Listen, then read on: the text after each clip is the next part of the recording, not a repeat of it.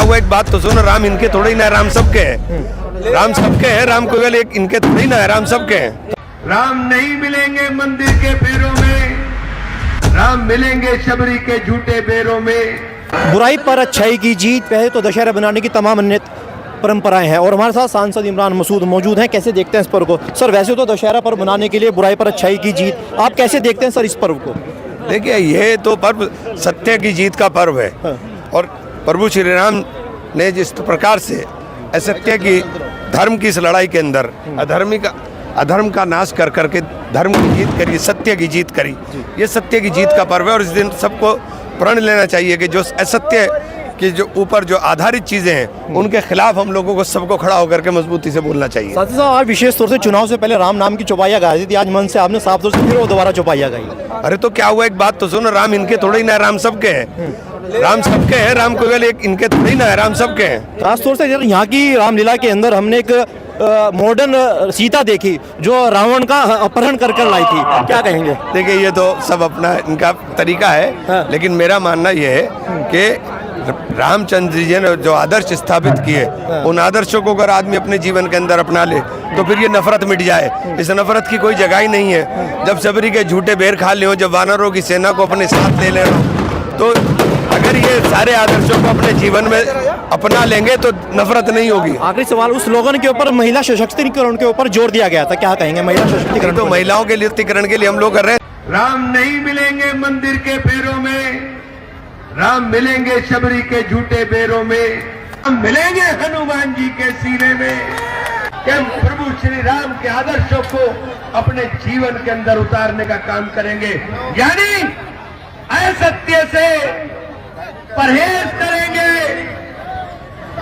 मर्यादा पुरुषोत्तम श्री राम, जिन्होंने मर्यादा पुरुषोत्तम इसलिए कहा गया कि उन्होंने हर रिश्ते को, पिता से पुत्र के रिश्ते को, भाई से भाई के रिश्ते को, पति से पत्नी के रिश्ते को और समाज से राजा के रिश्ते को एक नई तरीके से परिभाषित करने का काम किया हो। राम नारा नहीं विश्वास है, ये भौतिकता की नहीं मन की प्यास है। राम नहीं मिलेंगे मंदिर के पैरों में, राम मिलेंगे शबरी के झूठे बेरों में, राम मिलेंगे पंचवटी की छांव में, राम मिलेंगे मर्यादा से जीने में, राम मिलेंगे हनुमान जी के सीने में, राम मिलेंगे आपको अपने मन में अगर राम को सही मायनों में आत्मसात करोगे। ये देश राम का है, इसके कण कण में राम है। राम किसी विचारधारा से बंधे नहीं, ये राम का देश है। डॉक्टर अल्लामा इकबाल ने कहा कि राम जो थे वो इमाम हिंद थे।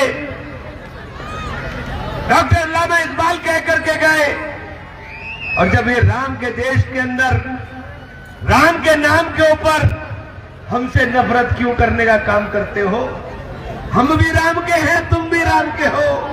जितने तुम्हारे राम हैं उतने मेरे राम हैं।